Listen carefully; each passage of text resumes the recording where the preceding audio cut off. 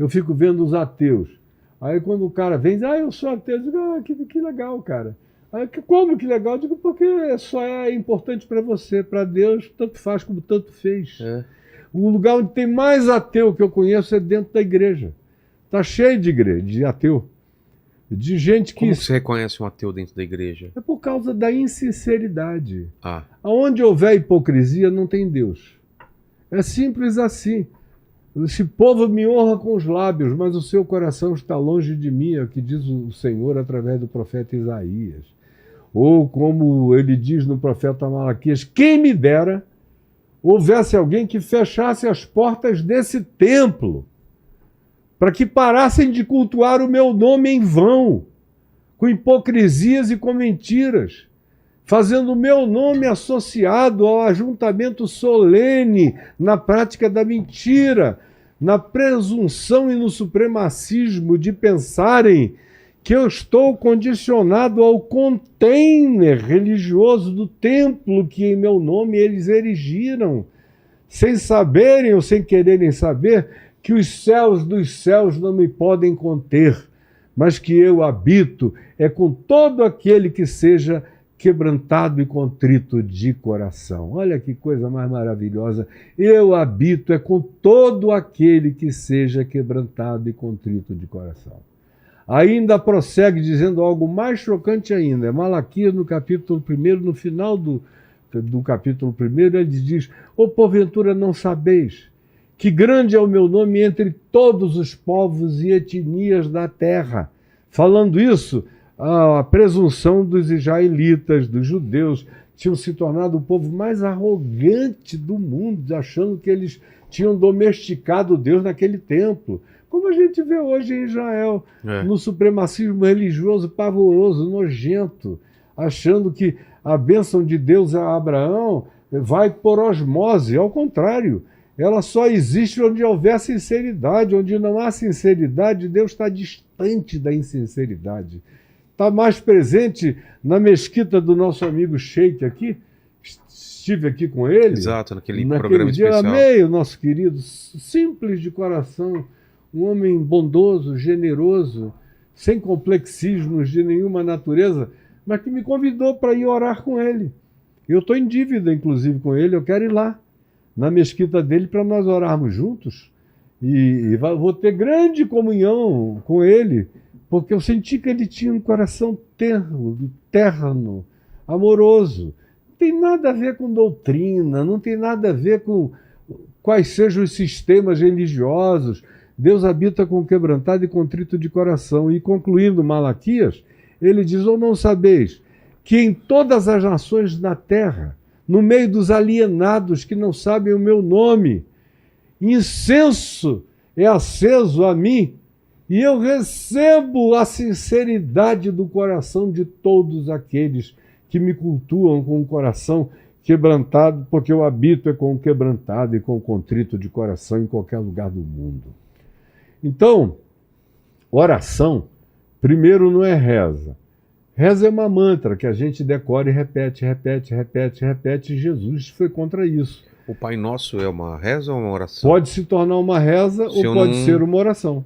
Se eu não prestar atenção, se eu primeiro cuspir as palavras, é uma reza. Se você acreditar que aquilo ali é uma formulação mágica, se você começar, Pai Nosso que estás no céu, santificado seja o teu nome, e no final Deus te ouviu, virou reza, virou uma mantra mecânica, não é uma oração. Entendi. Aquilo ali Jesus ensinou, e antes de ensinar, foram os discípulos que pediram, Senhor, ensina-nos a orar. Quando disseram ensina-nos a orar, ele estava dizendo, ensina-nos o conteúdo, ensina-nos o carnegão do que significa um sentido de oração. Aí ele não estava ensinando algo para ser repetido, ele estava ensinando algo para virar um marca-passo na vida da gente. Primeiro é o pai, que no aramaico, ele falava aramaico, significa paim. Paim. Como é que os teus filhos te chamam? Papai. Os meus paim. Papai é paim. É. Os meus filhos me chamam de pai, de daddy, que a gente morou nos Estados Unidos muito tempo, então os que cresceram lá até hoje me chamam de daddy, que é painho. E os mais velhos me chamam de paizinho. Os filhos da minha mulher que se tornaram meus, a minha filha, filha da minha mulher, que é minha filha, me chama só de paizinho, paizinho. E todo mundo que vai chegando e se tornando meu filho vai me chamando de painho, de Abba, que é a palavra aramaica para designar o paizinho. Ah, é? Abba, Abba, que estás nos céus. Aí não é no sky, como no céu de cósmico, é nos heavens, que são céus dimensionais, camadas e camadas e camadas superiores ao imediato. Tu que estás sobre todas as dimensões, tu que és o painho de todas as criaturas. Paulo diz aos Efésios: eu oro àquele de quem toma o nome toda a família, tanto na terra quanto nos céus.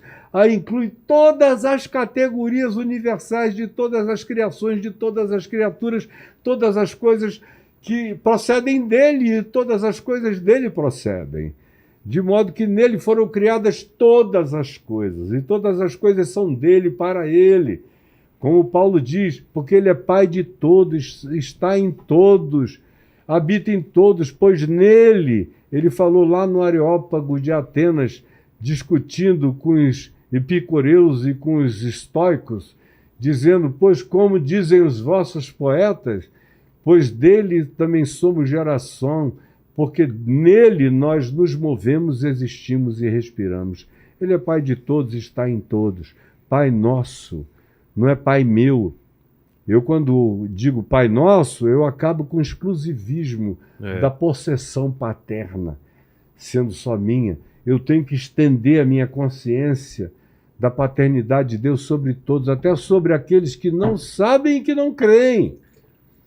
Assim como um pai bom tem filhos que o chamam de pai e o acolhem de pai, como também tem filhos que não reconhecem o cara como pai, embora sejam filhos dele. Mas se o pai é bom, o filho pode ser doentio na sua visão e na sua interpretação do pai.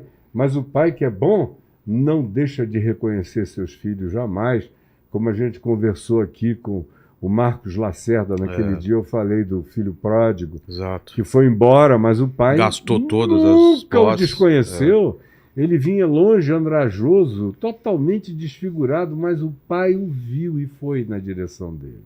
Assim é o painho, é o Abba, que é de todos nós. Então eu não tenho prerrogativa para dizer esse aqui não é filho de Deus, aquele ali não é filho de Deus.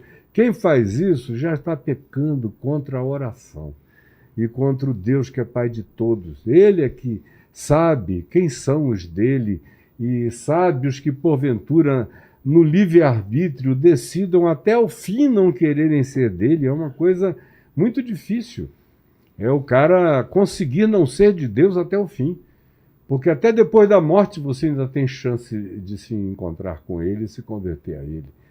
Esses chamados 6 minutos de regressão depois do óbito.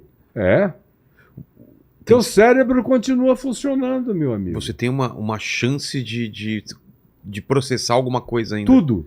E aí você não tem, nesse momento, acabaram os traumas paternos, parentais, acabaram os traumas sociais, econômicos, políticos, acabaram-se as revoltas filosóficas, ideológicas, acabaram-se as mágoas, acabou tudo. Fica espírito puro ali. E as narrativas das EQMs, por exemplo, das experiências de quase morte, que eu acompanhei minha vida inteira, dezenas. Que foi relatado já. E hoje eu queria até, inclusive, contar mais tarde sobre as muitas que meu pai teve no hospital, eu ao lado dele durante 2 meses, e meu pai teve tanta EQM, e eu chamava e ele voltava. Mas então, voltando aqui a isso, o indivíduo naquele estado, ele é um ser que cai num estado de espírito absolutamente extrato de espírito, sem nenhuma influência de qualquer outra natureza conturbadora, nenhum véu, nada, coisa alguma. Ele fica completamente lúcido de tudo. E você vê que todas as experiências narradas, todo mundo diz que vive a vida numa intensidade É o eterna. tal filme passando na frente? São, É isso? é o tal dos 6 minutos de eternidade, porque a eternidade não é medida por espaço-tempo. É. A eternidade não tem mensurabilidade espaço-temporal. Ela é totalmente atemporal. Então, num segundo do espaço-tempo, cabem milhares de eternidades.